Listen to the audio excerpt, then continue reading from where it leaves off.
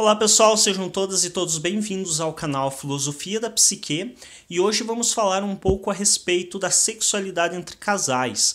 Então, atualmente não é tão comum, mas aí pelo final dos anos 90, início dos anos 2000, era muito comum nós vermos revistas, blogs, programas de televisão com aqueles títulos bastante sensacionalistas. Como satisfazer o seu homem, como enlouquecer um homem na cama, como 10 dicas de como satisfazer a pessoa na cama e coisas do gênero. Hoje as revistas estão um pouco menos populares, principalmente devido à expansão da internet e o acesso meio generalizado à internet, mas nós ainda encontramos alguns blogs do gênero, alguns lugares que ainda se propõem a fazer esse tipo de trabalho, escrever esse tipo de artigo e estar divulgando esse tipo de informação. E o que eu quero trazer com isso? Esses títulos, e não à toa, eu falei a respeito do homem, de como satisfazer o homem, e não é à toa, realmente, se vocês buscarem as revistas do gênero dessa época que eu mencionei, ou buscarem atualmente blogs, sites, vocês vão ver que realmente esse material normalmente é direcionado para mulheres, e não é à toa. Primeiro motivo disso é que homens tendem a ser muito mais esclarecidos em relação ao seu corpo. Porque eles têm alguma questão superior, alguma coisa que faz com que sejam? Não. Temos, eu também me colocando como homem, menos repressão social, simples e fácil. O menino é muito menos policiado e se fala muito menos dele em relação ao seu corpo, de não poder se tocar, de não poder ficar nu, do que em relação à mulher. Então, homens desde pequenos são criados com uma certa naturalidade na exploração do seu corpo. Não são tão policiados e não são tão tolhidos moralmente a não se tocar, a não se ver nu, a não ficar nu, a não se expor, bem diferente das mulheres que desde pequenas são instruídas a não ficar sentada na posição errada porque pode mostrar mais do que deve, são instruídas a não tocar no corpo delas porque o corpo é sujo, porque o corpo é isso, porque o corpo é aquilo, porque é pecado, porque é aquilo mais. Então é simples e fácil entender o porquê que a maioria das matérias direcionadas em relação à sexualidade são mais voltadas para o público feminino do que para o público masculino. Outro fator também fácil de nós contabilizarmos nisso é que, infelizmente, uma boa parcela dos homens não está muito preocupado em satisfazer uma mulher na cama. Está muito mais preocupado em se satisfazer do que realmente considerando o prazer da sua parceira. Estou falando mais em relação a relação mesmo entre casais heterossexuais, porque eu não tenho preparo suficiente para estar falando a respeito disso em relação a casais homoafetivos. Então fique claro, o único motivo realmente para estar focando mais em casais heterossexuais é porque para esse assunto eu tenho o preparo, tanto por leitura, por entendimento, quanto até mesmo por experiência de vida. Já para a questão de casais homoafetivos eu preciso estudar mais, me preparar mais para falar a respeito dessa relação, por isso o enfoque. Enfim, o que eu quero trazer a respeito dessas dicas, desta forma de colocar a questão da sexualidade do casal? Testar tais posições, utilizar adereços, utilizar frutas, utilizar bebidas. É muito estranho você querer utilizar uma generalização em algo que é tão singular e específico quanto o ato sexual.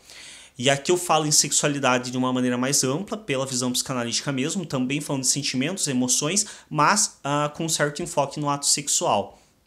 Por que é essa dificuldade? É a mesma crítica que eu já faço em outro vídeo de algum tempo aí do nosso canal a respeito da autoajuda. Mesmo motivo pelo qual a autoajuda é tão criticada pela psicologia.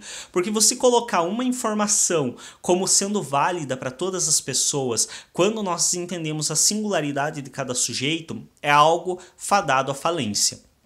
Então, se nós pararmos para pensar, fizermos uma pesquisa rápida com as pessoas, por exemplo, com uma pergunta muito simples em relação ao ato sexual, que nem chega a ser tão invasiva. Você prefere luz acesa ou apagada na hora do ato sexual? Aqui você já vai ver que se você fizer uma pergunta desse tipo, uma pergunta aberta, com a possibilidade das pessoas falarem a respeito, vão surgir muitos depende.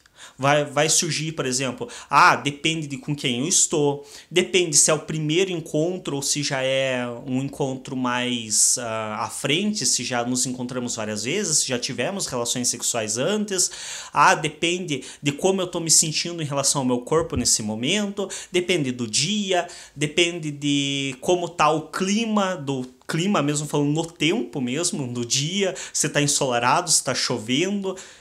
É tão relativo uma simples pergunta: luz acesa ou luz apagada? E de fato depende de tudo isso. Uma pessoa que não está bem resolvida com o seu corpo, ou porque a sociedade diz que o corpo dela está inadequado, ou porque ela mesma não está contente com o que vê na frente do espelho, dificilmente vai querer praticar um ato tão invasivo, que por mais que mesmo consentido é um ato invasivo, vai querer praticar um ato tão invasivo com a luz acesa, com a possibilidade do outro vê-la. Já essa mesma pessoa, talvez com alguém específico que faz ela se sentir confortável, e aqui estou falando no geral, homem, mulher, homens também têm problema com autoimagem, um pouco menos, porque como eu disse antes, somos menos cobrados socialmente em relação à nossa imagem, mas ainda assim temos sim nossas dificuldades em relação a algumas coisas que não nos agradam quando olhamos no espelho. Se essa pessoa ela está com alguém que a faça se sentir confortável, talvez ela se disponibilize a praticar o ato sexual de luz acesa, se isso é importante para o seu parceiro ou parceira. Talvez isso não seja nem se faça questão entre o casal. Ambos estão contentes da forma que agem, da forma que praticam o ato, e é isso. Então, uma simples pergunta abre margem para tanta discussão. Imagina, então, quando nós falamos em misturar, envolver no ato sexual comida, quando nós falamos em posições sexuais, quando nós falamos em tantas outras coisas que podem ser tanto extremamente prazerosas quanto extremamente repulsivas. O sexo ele tem muito de extremos, o ato sexual ele tem muito de extremos, do extremo prazer e da extrema repulsão. Até mesmo porque o próprio prazer ele nos é em certa medida repulsivo. Precisamos, de certo modo, disso como defesa, porque afinal, se não, praticaríamos... Nossa, essa foi difícil. O ato o tempo todo, porque realmente é de um nível de prazer muito extremo.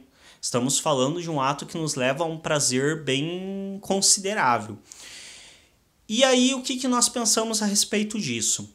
Como então saber como satisfazer o seu parceiro ou parceira na cama?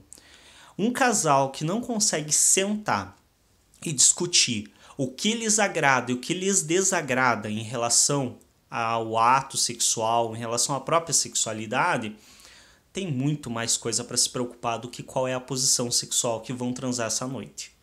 Se você não consegue sentar com a pessoa com quem você se relaciona e falar abertamente o que você sente, o que você pensa a respeito e ouvir dessa pessoa o que ela sente e pensa, vocês estão com um problema muito maior do que simplesmente decidir posições sexuais ou decidir se vão usar esse ou aquele adereço. Vocês estão com um problema de comunicação, vocês estão com um problema de sexualidade na visão psicanalítica. É um problema muito mais amplo que envolve vários parâmetros do seu dia a dia. Porque, de maneira geral, no tempo atual que nós estamos, no contexto pelo menos brasileiro, que está bem menos puritano, ainda existem suas exceções, mas de maneira geral o nosso contexto é bem pouco puritano atualmente. Há uma pouca repressão em relação a isso. Não que não exista, existe sim, mas bem menor do que já foi em outros tempos. Nesse contexto, o esperado e o, digamos, comum de um casal é ter condição de sentar e conversar abertamente a respeito da sua sexualidade. Não com estranhos, não com pessoas de fora, mas entre o casal, no nosso contexto atual, na nossa visão moral atual, é muito comum e é muito aceitável que as pessoas se comuniquem entre si sobre o que gostam ou não gostam na cama. Então, se esse casal não consegue fazer essa comunicação, Talvez esteja na hora de procurar menos artigos de revistas e blogs de como satisfazer o outro na cama e talvez mais artigos a respeito de como compreender o outro na vida. Porque tá faltando um pouco de interação, tá faltando uma dinâmica de casal mais saudável ao nível de ambos se sentirem confortáveis de expor o que pensam a respeito dessa temática, porque afinal é uma temática intrínseca a um relacionamento. Existem sim relacionamentos sem a questão sexual envolvida, mas de maneira geral, relacionamentos, principalmente quando falamos em namoro, ou relacionamentos de amor afetivo entre duas pessoas adultas, ou então relacionamentos de casamento, esse tipo de relacionamento normalmente é quase intrínseco a eles o ato sexual. Portanto, se as pessoas não conseguem falar a respeito tanto do que gostam, da vontade de fazer ou não, ou até mesmo do desejo de manter um relacionamento sem o ato sexual, se é de comum acordo de ambos, se você não consegue falar a respeito disso, há muito mais coisa permeando e há muito mais coisas para serem consideradas que não necessariamente se vamos praticar o ato sexual nessa ou naquela posição, se vai ser amarrado na cama ou se vai ser com champanhe e morangos. Então é preciso que o casal tenha um diálogo para descobrir entre si o que gostam, o que apreciam. Porque essas coisas que são apresentadas na mídia como sendo válidas para todo mundo não funcionam. A questão da sexualidade ela é extremamente singular. Estamos falando de algo que desperta desejos e sentimentos da máxima intensidade. Como eu mencionei, tanto os mais prazerosos quanto os mais repulsivos. Então é preciso que o próprio casal tenha essa condição de diálogo e de estar explorando juntos o que lhes agrada e o que lhes desagrada. Espero que quem tenha assistido esse vídeo tenha tirado proveito do conteúdo apresentado aqui. Se ainda não é inscrito ou inscrito no nosso canal, se inscreve, clica em gostei nos vídeos para nos ajudar a destacar. É muito importante clicar em gostei, porque o pessoal às vezes até comenta, gostei do vídeo, gosto do trabalho, mas não clica em gostei. Quando você clica, você auxilia ao vídeo ganhar visibilidade no YouTube. E obviamente se eu estou postando vídeos em público, é porque eu espero que eles sejam assistidos pelo máximo de pessoas que tenham interesse. Então auxilia muito a gente você estar clicando no gostei nos nossos vídeos. Se inscrever no canal te ajuda também a estar recebendo as notificações quando eu posto novos vídeos. E é isso. Até mais. Tenham todos uma boa semana.